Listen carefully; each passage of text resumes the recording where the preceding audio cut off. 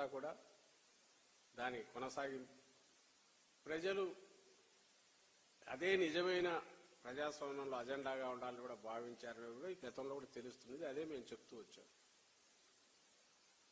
ఇక land titling act అదే అది కాదు, ఇంకా చాలా అన్నారు, గొడ్డలు అన్నారు, ఇంకొకటి అన్నారు, అన్నారు. బహుశా అవన్నీ రేపటి నుంచి ఎక్కడికి పోతాయో. అంటే ఈ అజెండాలో పోటీ పడే శక్తి లేక జగన్మోహన్ రెడ్డి గారు గీసిన గీటు ఏదైతే ఉందో బెంచ్ మార్క్, అక్కడ పోటీ పడే శక్తి కానీ ప్రయత్నం చేసే ఆలోచన కూడా లేక అది అవసరమని కూడా భావించని చంద్రబాబు నాయుడు గారు తనంతట తాను కొత్త అజెండా ఏదో గాల్లోంచి క్రియేట్ చేసి అదే దీని కింద కృత్రిమ అజెండాను ఈ ఎన్నికల అజెండాగా చేయాలని చూసినా ఆయన పాచికలు పారలేదు, జనం దాన్ని పట్టించుకోలేదని మేము అనుకుంటున్నాం. Thank you.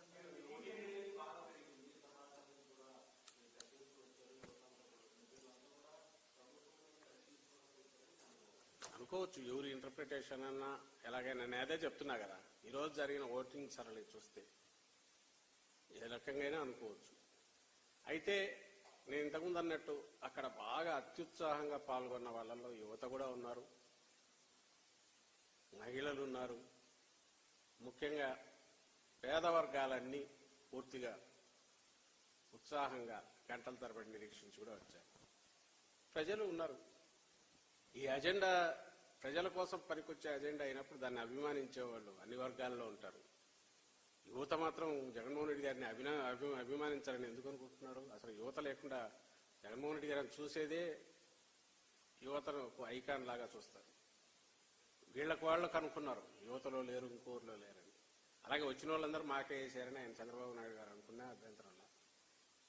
ఎందుకంటే మేము అనుకున్నా, వాళ్ళు అనుకున్నా ఇప్పుడు ఇమీడియట్ చేయగలిగేది ఏం లేదు. జూన్ 4 వరకు వెయిట్ చేయక తప్పదు. కానీ సరళిని చూస్తే మాకు అనిపించింది చెప్పాం. ఈరోజు మా ఉదయం నుంచి సాయంత్రం వరకు అదంతా అబద్ధమని ఆయన అంటే అనుకోవచ్చు. చంద్రబాబు నాయుడు వాళ్ళందరూ ఆయనకే వేశారని అనుకుంటే అనుకోవచ్చు. అంతా జూన్ 4కు తెలిసిపోతుంది కదా, అందరూ ఎందుకు. మాకు అనిపించింది మేము చెప్పాము.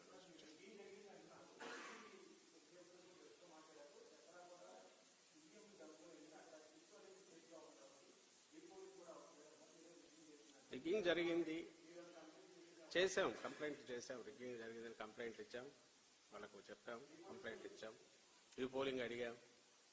ఇంకా తర్వాత ఎలక్షన్ కమిషన్ అది ఇండిపెండెంట్ వాళ్ళ డెసిషన్ ఏదైనా వాళ్ళు తీసుకునే కాల్ తీసుకుంటారు. మా వైపు నుంచి కంప్లైంట్ ఇచ్చాము, మీడియాలో కూడా వచ్చాయి, అండ్ దానికి అవసరమైన ఆధారాలు కూడా ఉన్నాయి. మొత్తం నేనైతే ఇంకా ఎగ్జాక్ట్గా పూర్తి డీటెయిల్స్ లేకపోలేదు. తర్వాత స్టేట్మెంట్ రూపంలో అన్ని పంపిస్తాం. దాదాపు 80 పైగా ఇచ్చినట్టున్నాం నాకు తెలిసి కంప్లైంట్. ఈరోజు 80 పైనే ఇచ్చినట్టున్నాం. అన్నీ కూడా ఆధారాలతో ఉన్నవి, అన్నీ మాకు వచ్చినవి, మీడియాలో రిపోర్ట్ అయినవి కూడా ఉన్నాయి అంతే కూడా. సో అందులో ఇవి కూడా ఉన్నాయి, రిగ్గింగ్ జరిగిన వీటి కూడా పెట్టారు. Thank you.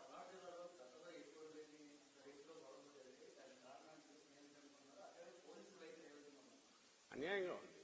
ఈరోజు కాదు, 2 రోజుల నుంచి వాళ్ళ సినిమా మొదలైంది చూపించడం. 2 డేస్ ముందు నుంచి అదే పనిగా కొత్త అబ్జర్వర్ని ఎవరో తీసుకొచ్చి పెట్టినట్టున్నారు. ఎక్కడికెక్కడ బదిలీలు మీరు చూసినారు. ఎన్నికల పోలింగ్కి 1 రోజు ముందు అంత అడ్డగోలు బదిలీలు కానీ 1 రోజు 2 రోజుల ముందు జరగవు.